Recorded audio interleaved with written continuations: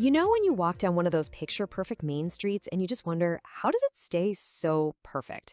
Well, behind every one of those historic buildings and, every carefully chosen paint color, there are hours of pretty intense debate. So today, we're going to peek behind the curtain.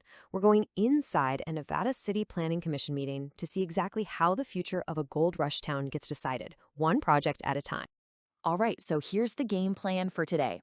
First up, we're going to meet the unseen architects who are really shaping this town. Then we'll dive into three really fascinating case studies. We're talking about a huge debate over a can of paint, a design that had no precedent, and then the big one, a battle for the very soul of Broad Street. So, who are these people really? The ones shaping the look and feel of a whole town? Well, it's probably not who you think. We're not talking about big shot developers or famous architects. Nope, it's your neighbors.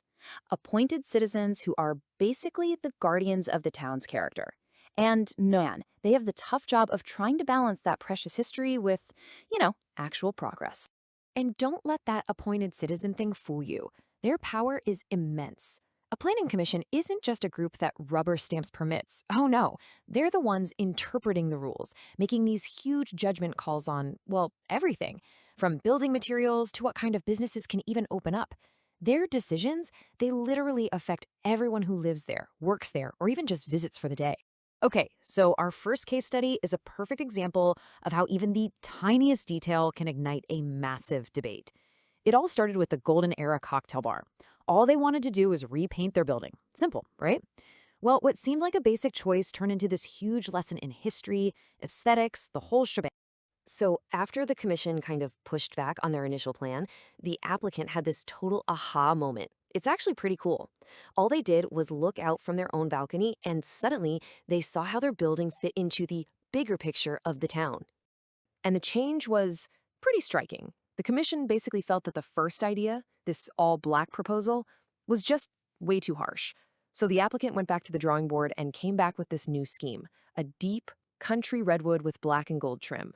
And that combination, it just felt so much more right, like it belonged there, Part of the town's historic feel. And here's the thing, and that shows you how these commissions work. They're not just making these calls based on their personal taste. It's deeper than that. As one commissioner found out with literally a quick Google search, red paint has these super deep historical roots. Turns out, way back when, it was the cheapest, most durable, and easiest color to get. So choosing red wasn't just pretty, it was historically authentic. And hey, it wasn't just about paint either. The commission also got into a whole debate about a new sign for the Ice House Gallery. Now, usually they prefer wood signs, but they actually approved this really unique aluminum design. It had this clever bracket shaped like an ice harvesting tool. The only catch? They had to shrink it just a little bit to meet the town's rules. See, the details really matter. Okay, let's raise the stakes a little. We're moving on from just aesthetics to a much trickier problem. What happens when a business wants to do something that the town has never seen before? This is where the commission has to be incredibly careful about not setting a bad precedent. So, this idea of precedent is a huge deal in city planning. It's basically the idea that if you say yes to one person, you better be ready for a whole line of other people asking for the exact same thing. And that's why these commissions are so cautious about anything that's a major break from the way things are normally done. Okay, so here was the issue in a nutshell. The Brewbelt Brewhouse, they wanted to add some covered outdoor seating. Great idea, right? But their plan included these natural black canvas walls that you could roll down when the weather got bad. And just like Commissioner Hanami pointed out, canvas walls, that was a total first for Nevada City. So how did they figure this one out? Well, it all came down to a compromise. The commission totally got that the brewery needed shade for its customers. But to keep from setting a precedent for a bunch of tent-like buildings popping up, they added one really important condition.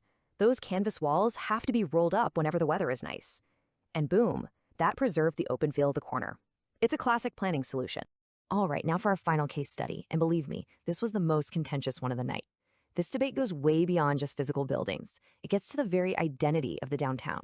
A proposal for a new yoga studio on Broad Street ended up sparking this huge debate about what kind of businesses should even be allowed on the town's most valuable real estate. So to really get this conflict, you need to know about something called a conditional use permit, or a CUP. Basically, in this historic district, retail shops are king. That's the preferred use. A service business, like a yoga studio, isn't automatically allowed. It has to get a special permit, proving it won't kill the retail vibe of the street. The whole idea is that active, busy storefronts get people walking around and browsing, and that helps all the businesses. And this is where the opposition came from. The Chamber of Commerce stepped in and argued that having too many service businesses creates these dead spaces, storefronts that look closed or inactive for big chunks of the day. And that, they said, discourages people from walking by and really hurts the nearby shops. So here's the core conflict all laid out. On one hand, the city's rules are all about encouraging active retail. On the other hand, the applicant came up with a pretty clever hybrid, a yoga studio in the back, but with a dedicated retail space right up front. But then you have the Chamber of Commerce, and they just saw it as one more step away from that vibrant, bustling retail core they're trying to protect. And what really drove the Chamber's point home was this number. This new studio, it wouldn't be the first yoga studio on the block, it wouldn't even be the second, it would be the third. And for them, that was the tipping point, the moment they felt the whole retail character of downtown was really threatened. So after hours and hours of debate, what was the final call? How did the commission weigh all these competing interests to decide the fate of these three, very different projects? Well, in the end, all three projects actually got the green light. But, and this is a big but, with conditions. The bar got its new paint job. The brewery got its shelters, as long as those canvas walls stay rolled up in good weather. And yep, the yoga studio got its permit, thanks in large part to their promise of having that retail space right out front. And what this whole night really shows is that shaping a town, it isn't about some single grand vision. It's about 1,000 tiny decisions. It's about a long series of compromises and conditions on everything from a can of paint to a business permit that all come together to weave the fabric of a community's identity. Which, leaves us with the big question that pretty much every historic town has to face. How do you honor the past without completely freezing the future? It is such a delicate balancing act. There are no easy answers. And this exact debate is happening every single month in town halls just like this one